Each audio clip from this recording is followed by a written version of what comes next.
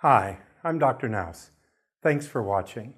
With your help, we can help Ebola victims right now. That's the incredible power of crowdfunding. When an intelligent, informed crowd of people that care see that they can make a huge difference together, we can move mountains. It's so incredibly simple what we can do. All we need to do to help Ebola victims is to get them vitamin C. We know that vitamin C, especially in massive doses, is extremely helpful in viral illnesses and especially helpful in preventing the viral illness from becoming fatal. Ebola is no different. Now, you might have heard that Ebola is a hemorrhagic illness. It's often called a hemorrhagic fever. Why is that? It's because the free radical damage from the virus in the capillaries causes the capillaries to leak blood. So the victim oozes blood from their mouth, they leak blood from other orifices, blood leaks into the skin, and they get all these little patches of purple bruising, and blood leaks into the joints. And blood leaking into a joint is incredibly painful. These Ebola victims are really suffering. Now, what can prevent the hemorrhaging or stop the hemorrhaging? Vitamin C.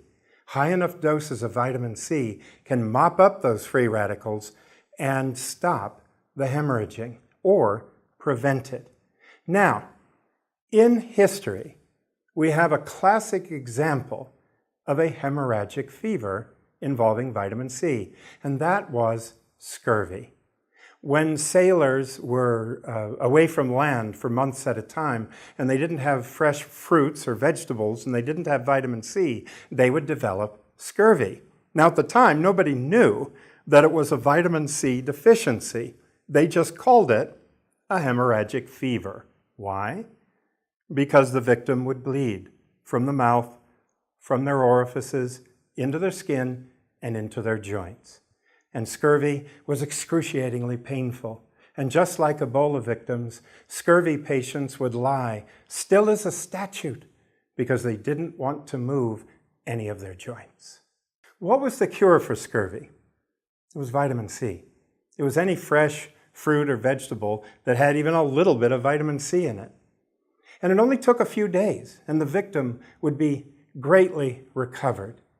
So physicians like myself who believe in vitamin C think that the reason Ebola is a hemorrhagic fever is because Ebola essentially induces an immediate, acute, severe scurvy.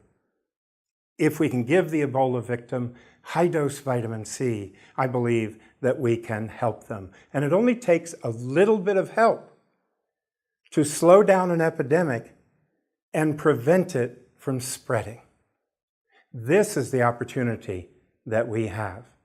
If you take vitamin C, if you believe in vitamin C, this is our opportunity together to prove to the world just how important vitamin C can be. So I invite you to join us, to donate as quickly as you can, whatever amount you can afford, so that we can begin sending these vitamin C kits, the oral rehydration kits, the intravenous vitamin C high-dose kits, over to treatment centers as soon as possible. Thank you.